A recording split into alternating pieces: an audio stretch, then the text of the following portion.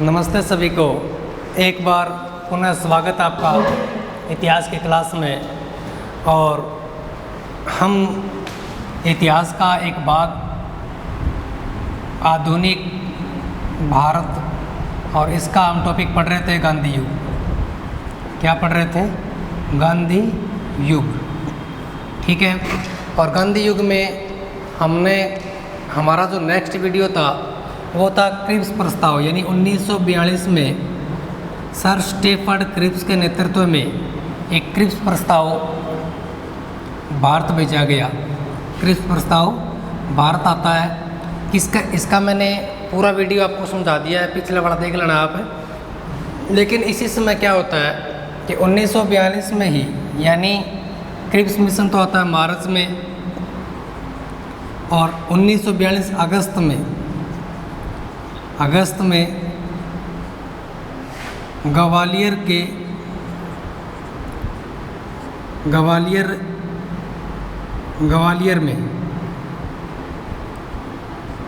में भारत छोड़ो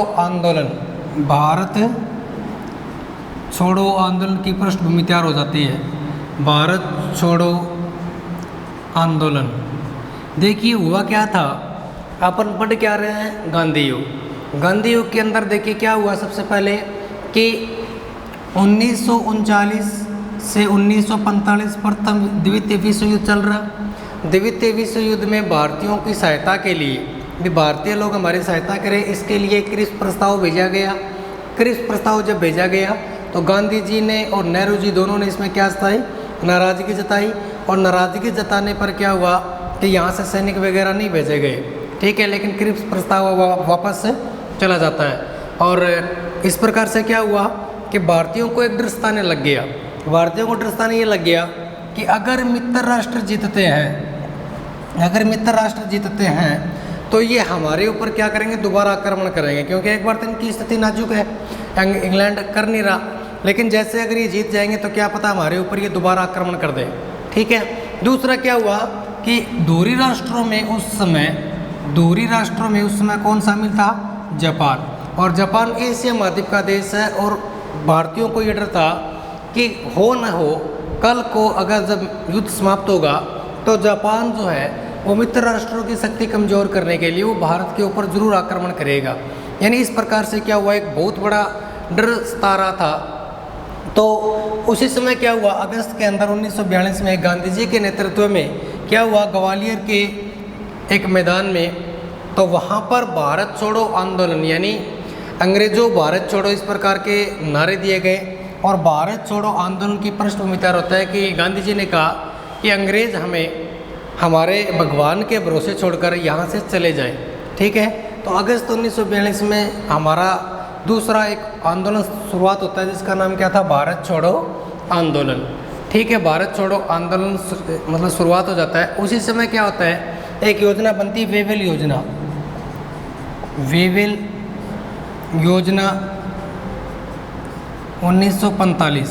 यानी वेवेल योजना क्या थी कि उस समय हमारा जो वायसराय ऑफ गवर्नर जनरल था, viceroy of governor general Lord Wavell था। यानी हमारा उस समय जो वायसराय ऑफ गवर्नर जनरल था वो लॉर्ड वेवेल था। और वेवेल ने कहा कि युद्ध के पश्चात हम एक कार्यकारिणी की समिति बनाएंगे। क्या बनाएंगे? एक कार्यकारिणी की समिति बनाएंगे, उसके आधार पर आपका हम फैसला लेंगे। लेकिन उसी समय 1945 में क्या होता है, देखिए आज हमारा जो टॉपिक रहेगा वो रहेगा 1946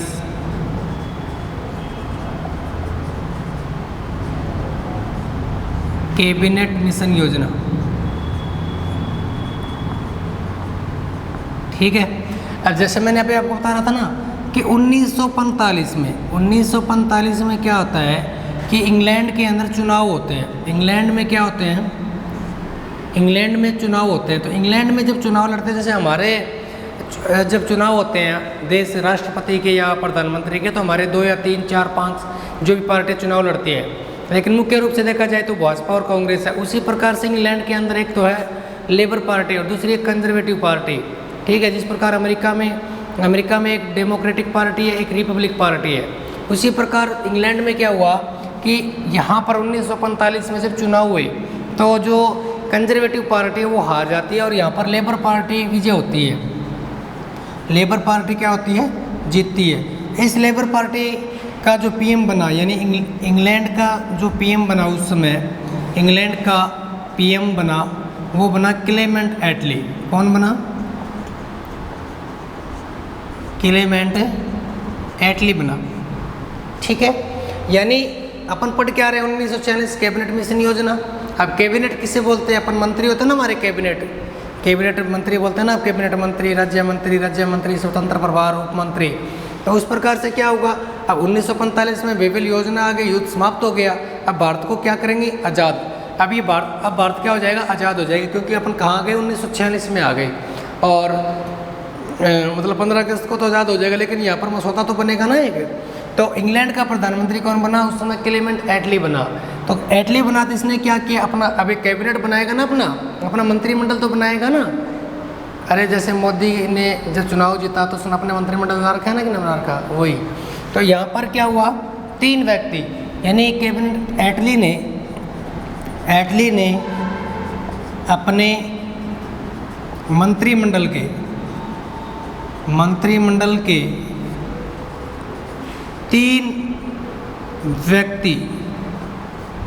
3 व्यक्तियों को, जिसमें पहला व्यक्ति था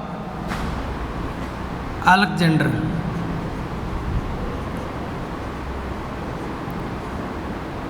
दूसरा था सर पैट्रिक लॉरेंस, और तीसरा जो व्यक्ति था वो था सर स्टेफर्ड विक्रिप्स, ठीक है। यानी 1946 कैबिनेट मिशन योजना 1945 में इंग्लैंड में पहली बार चुनाव हुए, यानी पहली बार क्या चुनाव हुए प्रधानमंत्री के, और उस प्रधानमंत्री के चुनाव में लेबर पार्टी विजयी होती है। लेबर पार्टी का पीएम एटली बनता है। एटली ने घोषणा की कि जून 1948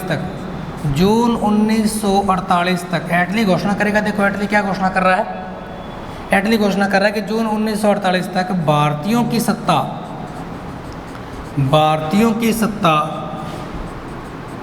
भारतीयों को सौंप दी जाएगी। भारतीयों को सौंप दी जाएगी, ठीक है। यानी एटली ने क्या कहा कि जिस समय वेवेल योजना बन रही थी ना, वेवेल योजना में क्या कहा गया कि अभी युद्ध समाप्त हुआ 1945 में, हम आपके लिए क्या बनाएंगे, एक ऐसा मसौदा तैयार करेंगे जिसके तहत कि आपको क्या दे दी जाए? स्वतंत्रता दे दी जाए, ठीक है। वो उनका मसला था, क्योंकि जो वेवेल था वो कंजर्वेटिव पार्टी की तरफ से भेजा गया था, ठीक है। तो उस समय क्या हुआ, उन्होंने कहा कि अगर इस प्रकार का हम अगर नहीं करेंगे तो क्या पता इंग्लैंड का वोट बैंक कम हो जाए, ज़्यादा हो जाए, वो अलग बात थी। तो यहाँ पर क्या किया, 3 तो अपने व्यक्ति भेज दिए। यानी कैबिनेट मिशन योजना के तहत एटली ने क्या घोषणा कर दी कि जून 1948 तक भारतीयों की सत्ता भारतीयों को सौंप दी जाएगी। यानी हम लोग क्या करेंगे, जून 1948 जब आएगा ना, एक बार तो हम हमारा सिस्टम चला रहे हैं, और जून 1948 तक हम भारतीयों की सत्ता भारतीयों को सौंप देंगे। इसका मतलब क्या हुआ कि हम भारत को क्या कर देंगे? आज़ाद कर देंगे। और उस आज़ाद करने के लिए वहाँ का कार्यभार देखने के लिए वहाँ पर एक समिति निर्धारित की गई, जिसे बोला जाता है 1946 कैबिनेट मिशन योजना। इसमें एटली मंत्रिमंडल के 3 व्यक्ति, sir William Alexander, sir Patrick Lawrence और सर स्टेफर्ड क्रिप्स को, ये 3 व्यक्ति थे, इनको भारत भेजा गया, ठीक है। और उसके स्थान पर देखिए उस समय कौन था वायसराय? वेवेल के स्थान पर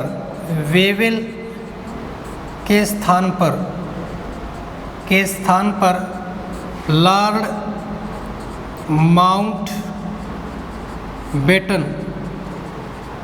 माउंटबेटन को भारत भेजा, ठीक है। यानी हुआ क्या कि वेवेल मंत्रिमंडल में चेंज हो गया। उस समय वेवेल था, वेवेल के स्थान पे कौन आ गया? बेटन आ गया, ठीक है। इन्होंने क्या किया, एक मसौदा तैयार किया। मसौदा तैयार करके कहा कि हम लोग कुछ कर रहे हैं। लेकिन जब ये 1940 में जब भारत आया, उसी समय क्या हुआ, पश्चिम बंगाल में नोआलखी में यहाँ पर विद्रोह बढ़ गया बहुत ज़्यादा बड़ी मात्रा में, ठीक है। और जब विद्रोह भड़का तो यहाँ पर मुस्लिम लीग जो है वो भी बहिष्कार इनके आंदोलनों का करने लग गई। यहाँ पर क्या हुआ, कैबिनेट मिशन योजना ने अपनी रिपोर्ट दी। कैबिनेट मिशन योजना ने क्या दी, अपनी रिपोर्ट दी। रिपोर्ट के अंदर देखिए क्या करेगा, अब भारत धीरे धीरे आज़ाद हो रहा है ना। रिपोर्ट में क्या किया गया, देखिए क्या हुआ। सबसे पहले कि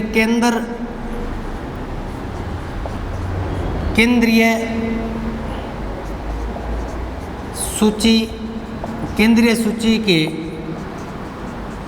विषयों को छोड़कर, केंद्रीय सूची के विषयों को छोड़कर केंद्रीय सूची के विषयों को छोड़कर समस्त शक्तियाँ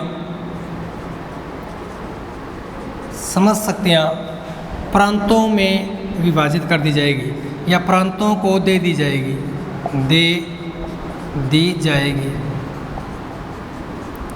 ठीक है। दूसरा क्या कहा इन्होंने कि देशी रियासतें कुछ शक्तियाँ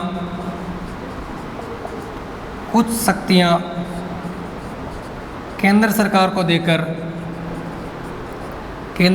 को देकर अपना अलग प्रतिनिधित्व रख सकती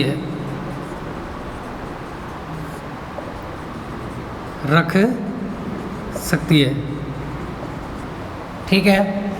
नंबर 3 क्या था, प्रांतों को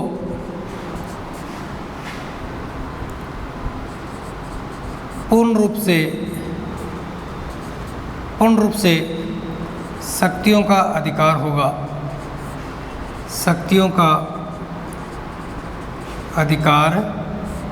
होगा। यानी इस प्रकार से जो 1940 कैबिनेट मिशन योजना आई, वो अपना एक प्रकार से एजेंडा तैयार कर रही थी भी क्या हो जाए कि इस प्रकार से हम धीरे धीरे प्रारूप लेकर आ रहे हैं, जिससे क्या हो कि इस प्रकार से आज़ाद हो जाएगा भारत। लेकिन इसी समय क्या हुआ कि झगड़ा नोआलखी में, पश्चिम बंगाल में, बिहार वाला जो क्षेत्र है वहाँ पर क्या हो गया, विद्रोह होना शुरू हो गया। क्या होना शुरू हो गई, लड़ाई होना शुरू हो गई, ठीक है। जब लड़ाई होना शुरू हुई तो यहाँ पर क्या हुआ कि जो बेटन था उसने बहुत समझाया मुस्लिम लीग को कि इस प्रकार से जब प्रतिनिधित्व हो रहा था देशी रियासतों का, प्रांतों का, केंद्रीय सूचियों का, तो यहाँ पर मुस्लिम लीग ने क्या किया, अपना अलग प्रतिनिधित्व रखा और उसने कहा कि हम अलग अपना देश चाहते हैं। यानी यहाँ पर देश का क्या होगा, अब बंटवारा होगा। बंटवारे के अंदर क्या हुआ था, देखिए क्या हुआ। सबसे पहले कि मुस्लिम लीग ने अपनी मांग रख दी अलग राष्ट्र की। नंबर 4 क्या हुआ, मुस्लिम लीग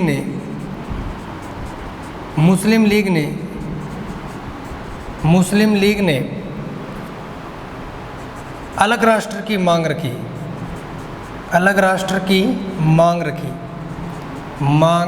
रखी, क्योंकि कैबिनेट मिशन योजना जब भारत आई ना, तो इस प्रकार के जैसे उसने कहा कि केंद्रीय सूची के विषयों को छोड़कर समस्त जो विषय है, जो शक्तियाँ प्रांतों को दे दी जाएगी। देशी रियासतें कुछ शक्तियाँ केंद्र को सौंपकर अपना अलग प्रतिनिधित्व रख सकती है। प्रांतों को हम पूर्ण रूप से आज़ाद कर ही रहे हैं, प्रांतों के ऊपर हमारा कोई अधिकार है ही नहीं। जब इस प्रकार के वो एजेंडा तैयार कर रही थी ना, तो देशी रियासतों का और इनका, तो जो मुस्लिम लीग थी ना, उसने इसका बहिष्कार कर दिया। मुस्लिम लीग ने क्या किया, बहिष्कार किया और उसने कहा कि मुझे तो अलग राष्ट्र ही चाहिए। और उसने कहा कि मैं अलग, जो नाम सुझाया गया, उन्होंने कहा कि हमें पाकिस्तान चाहिए। यानी जो पूर्वी जो पंजाब वाला क्षेत्र है, जो इधर वाला हमारा जो क्षेत्र है, वो हमारा क्या चाहिए, हमें पंजाब मिलाकर बिहार मान लो, ये हैदराबाद वाला जो रियासत है, इस प्रकार से बंटवारे को लेकर क्या कहा कि हमें एक अलग राष्ट्र चाहिए। और वो अलग राष्ट्र कौन सा होगा, पाकिस्तान होगा। लेकिन गांधी जी ने बहुत प्रयत्न किया। गांधी जी ने कहा कि अगर विभाजन होगा तो मेरी लाश के ऊपर होगा। यह बात कहने वाला कौन है, गांधी जी। ये लाइन बहुत बार आती है एग्जाम में कि विभाजन तो होगा तो किसके ऊपर होगा, मेरी लाश के ऊपर होगा। ये बात कहने वाला कौन है, गांधी जी। यानी विभाजन मेरी लाश के ऊपर होगा, ये कहने वाले व्यक्ति का नाम कौन था, गांधी जी, ठीक है। तो यहाँ पर क्या हुआ कि बेटन ने भी बहुत समझाने का कोर्स प्रयत्न किया। बेटन ने भी यहाँ पर समझाने का कोर्स मतलब बहुत समझाइश की उनको, लेकिन कुछ नहीं हुआ। 3 जून 1947 को भारत व पाकिस्तान का विभाजन हो जाता है। भारत व पाकिस्तान का क्या हो जाता है? विभाजन हो जाता है। ठीक है, भारत व पाकिस्तान का क्या हो जाता है? विभाजन हो जाता है, जिसके अंतर्गत क्या हुआ कि इस घटना को या इसको भारत पाक विभाजन योजना, भारत पाक विभाजन योजना,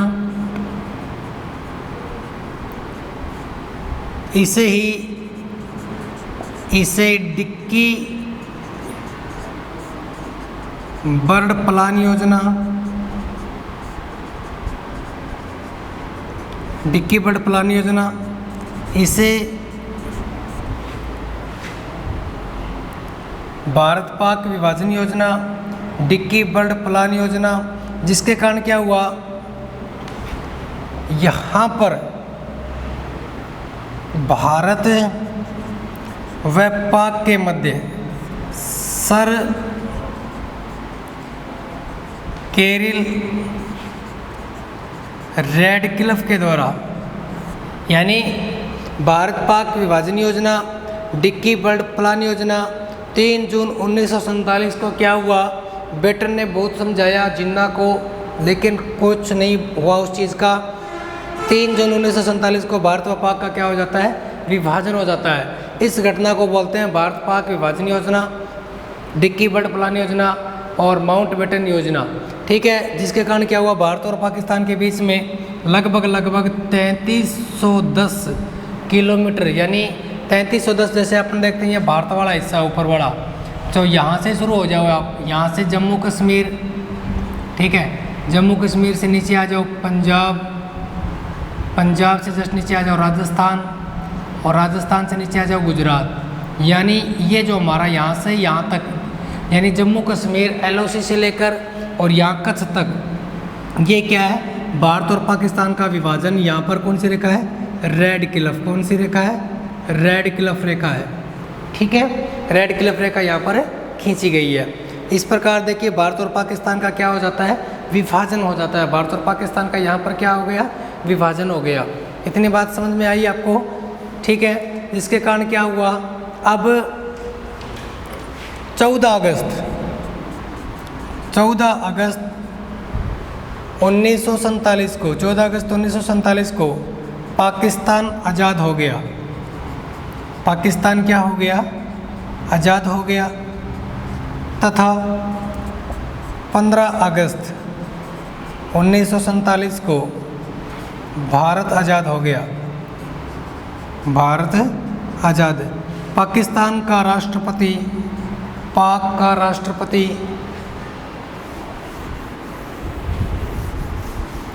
पाक का जो राष्ट्रपति था वो जिन्ना बना।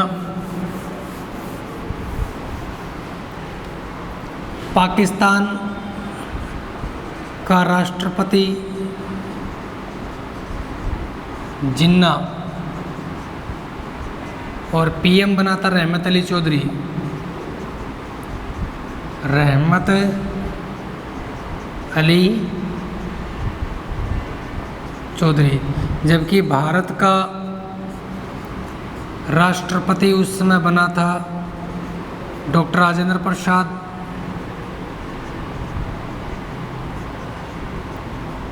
और PM बने थे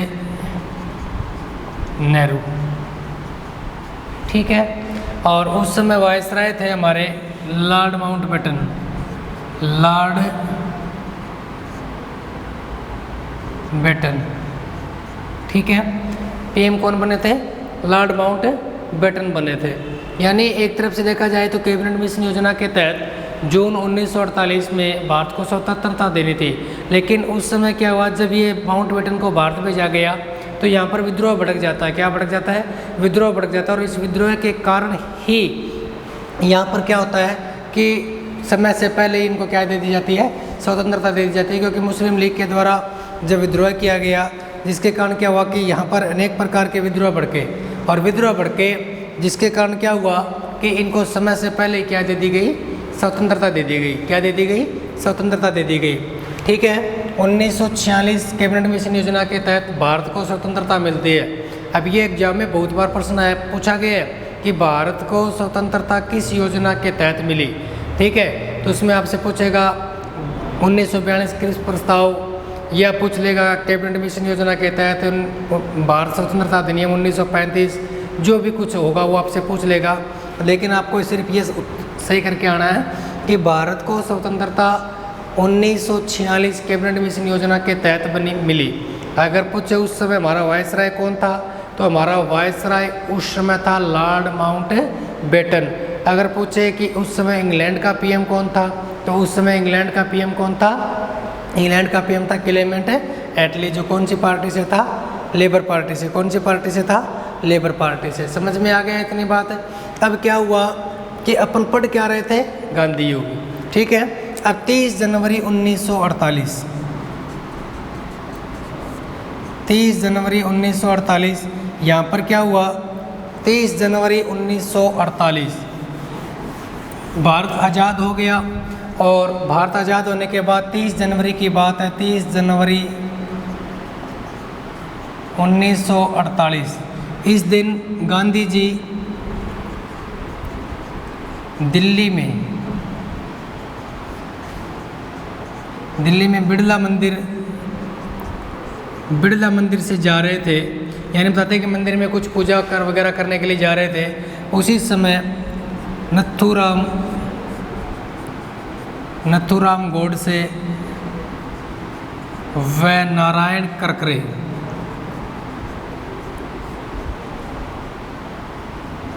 ये व्यक्ति थे। नथुराम गोडसे नामक कोई व्यक्ति था। इन्होंने क्या कर दी, गांधी जी की गोली मारकर हत्या कर दी। गोली मारकर हत्या कर दी। ठीक है, इनकी समाधि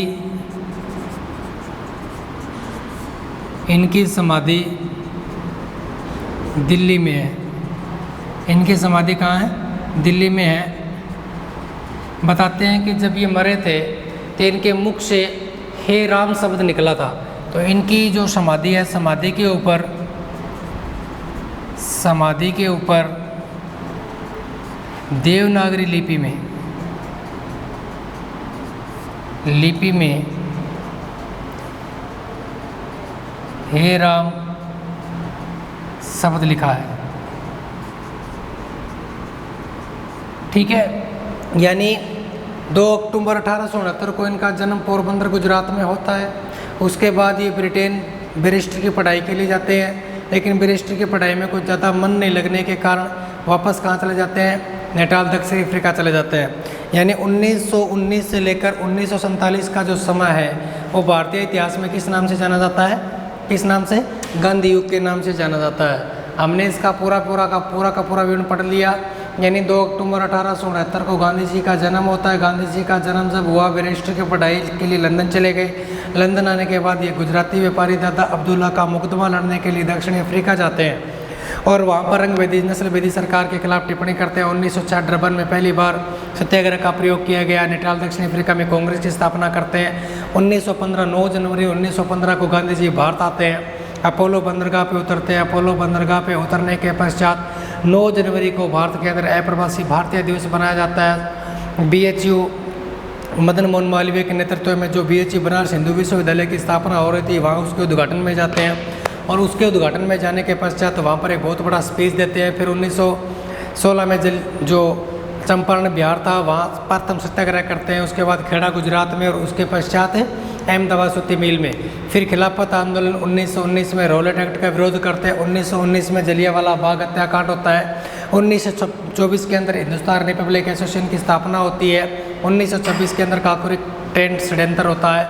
उसके बाद 1928 में साइमन कमीशन भारत आता है, विरोध होता है, सागरमल गोपा की हत्या होती है, लाला लाजपत राय की हत्या होती है। उसके पश्चात क्या हुआ कि इनके द्वारा असहयोग आंदोलन चलाया गया। असहयोग आंदोलन के बाद सवर्ण अवज्ञा आंदोलन चलाया गया। 5 मार्च 1931 को गांधी इरविन समझौता होता है। समझौते के बाद 1932 में पुनः पैक्ट होता है। पैक्ट होने के बाद 1935 में भारत स्वतंत्रता अधिनियम लागू होता है। 1942 में क्रिस प्रस्ताव आता है। 1942 में भारत छोड़ो आंदोलन स्टार्ट होता है। 19 के बाद 1946 कैबिनेट मिशन योजना स्टार्ट होती है।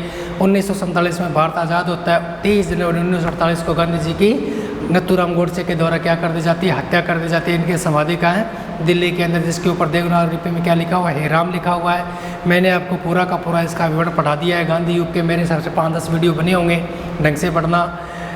आशा और उम्मीद आपसे यही करूँगा कि आप लोगों के पढ़ाया हुआ समझ में आता हो। इसी आशा और उम्मीद के साथ आज के लिए धन्यवाद। इतना ही, धन्यवाद।